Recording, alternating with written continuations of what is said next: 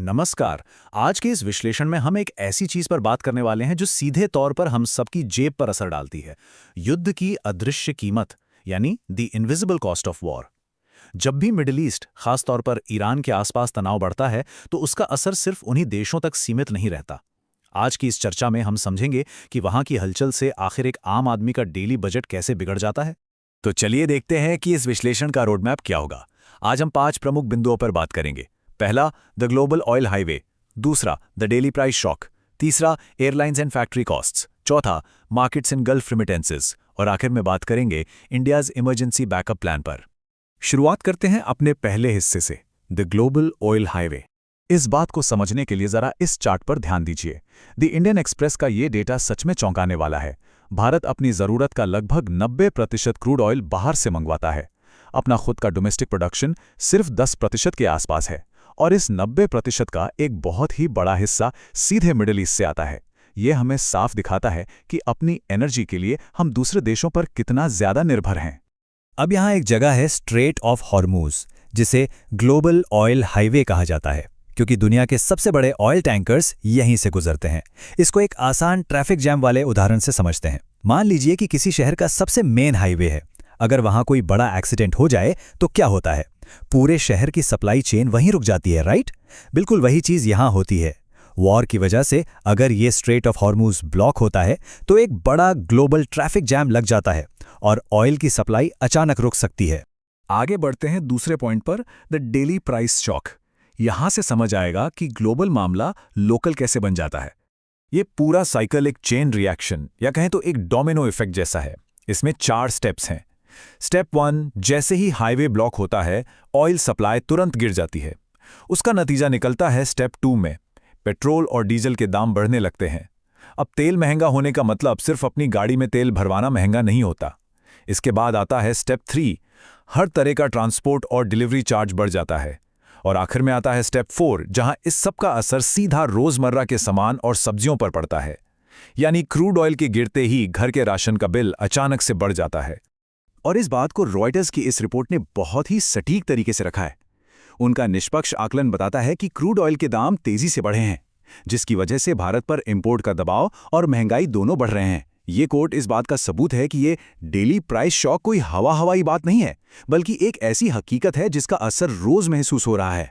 चलिए आते हैं तीसरे हिस्से पर, एयरलाइंस एंड फैक्ट्री कॉस्ट्स। देखते हैं कि बड़ी इंडस्ट्रीज का इससे क्या लेना देना है। इन आर्थिक झटकों का सबसे पहला शिकार मुनासिब तौर पर एयरलाइंस होती हैं। सोचा है क्यों? क्योंकि उनका सबसे बड़ा खर्चा जेट फ्यूल पर होता है। सीधी सी बात है, महंगा फ्यूल मतलब महंगी एयर टिकट्स। विकिपीडिया की जानकारी के मुताबिक ऐसी स्थिति में एयरलाइंस के पास ज़्यादा रास्ते नहीं होते। उन्हें या तो किराए बढ़ाने पड़ते हैं या फिर कुछ फ्लाइट्स कैंसिल करनी पड़ती हैं, और इसका डायरेक्ट असर ट्रैवल और टूरिज्म पर पड़ता है। पर बात सिर्फ एयरलाइंस तक रुकी नहीं है। स्टील, सीमेंट, केमिकल्स, प्लास्टिक, ये सभी ऐसे मैन्युफैक्चरिंग सेक्टर्स हैं जो पूरी तरह से ऑयल और एनर्जी पर चलते हैं। वर्ल्ड इकोनॉमिक फोरम की रिपोर्ट्स इस बात पर जोर देती हैं कि इन इंडस्ट्रीज ने पहले ही चेतावनी देना शुरू कर दिया है। उनकी प्रोडक्शन कॉस्ट तेजी से बढ़ रही हैं, और जब फैक्ट्री में चीजें महंगी बनेंगी तो बाजार आते आते उनके दाम बढ़ना तय है।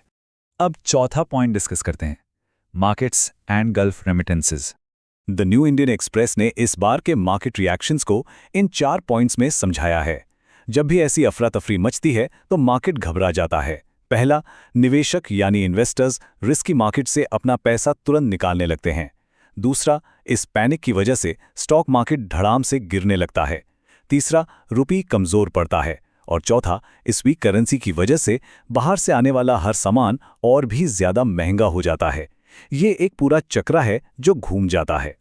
पर इस सब के बीच एक ऐसा खतरा है, एक हिडन डेंजर, जिसके बारे में आमतौर पर बात नहीं होती। विकिपीडिया के अनुसार भारत के लाखों लोग इस वक्त गल्फ कंट्रीज में काम करते हैं। वहां से जो पैसा वो घर भेजते हैं, जिसे रेमिटेंसेस कहते हैं, वो हमारी इकोनॉमी और उन परिवारों के लिए ऑक्सीजन की तरह है। अगर वॉर उन इलाकों में फैलता है तो उनकी जॉब्स और इस आने वाले पैसे दोनों पर एक बहुत बड़ा खतरा मंडाने लगेगा। आखिर में बात करते हैं 5वें पॉइंट की, इंडियाज इमरजेंसी बैकअप प्लान। अब सवाल है कि इस आफत से निपटने के लिए सरकार क्या कर रही है। द टाइम्स ऑफ इंडिया की एक रिपोर्ट बताती है कि इस फ्यूल क्राइसिस को कंट्रोल करने के लिए कुछ इमरजेंसी बैकअप मेजर्स लगाए गए हैं। जैसे कि नए और ऑल्टरनेटिव ऑयल सप्लायर्स की तलाश करना, रशियन क्रूड ऑयल खरीदने की रणनीति बनाना और अगर ज़रूरत पड़ती है तो और भी सख्त कदम उठाना, यानी पर्दे के पीछे सप्लाई चेन को बचाने की पूरी कोशिश की जा रही है। तो आखिर में आकर बात यहाँ ठहरती है, हमें इन दो चीज़ों में अंतर समझना होगा, विजिबल इम्पैक्ट और इनविजिबल इम्पैक्ट। विजिबल इम्पैक्ट वो है जो हमें न्यूज़ चैनल्स पर सीधे दिखता है, जैसे मिलिट्री कॉन्फ्लिक्ट और बॉम्ब्स। पर दूसरी तरफ है वो इनविजिबल इम्पैक्ट जिसे एक आम आदमी रोज झेलता है। पेट्रोल पंप पर बढ़ते दाम, ग्रोसरी स्टोर में सब्जियों की आग लगाते कीमतें और महीने के आखिर में बिगड़ा हुआ बजट। असली युद्ध एक आम आदमी के लिए इन्हीं डेली प्राइस चेंजेस के रूप में होता है। यही सबसे बड़ा सवाल है, क्या ये सिर्फ एक मिलिट्री कॉन्फ्लिक्ट है या एक ग्लोबल इकोनॉमिक शॉक?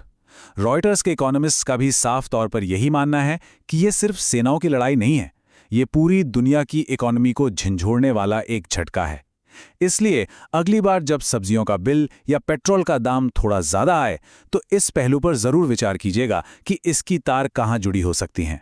आज के इस विश्लेषण में हमारे साथ जुड़ने के लिए बहुत बहुत शुक्रिया।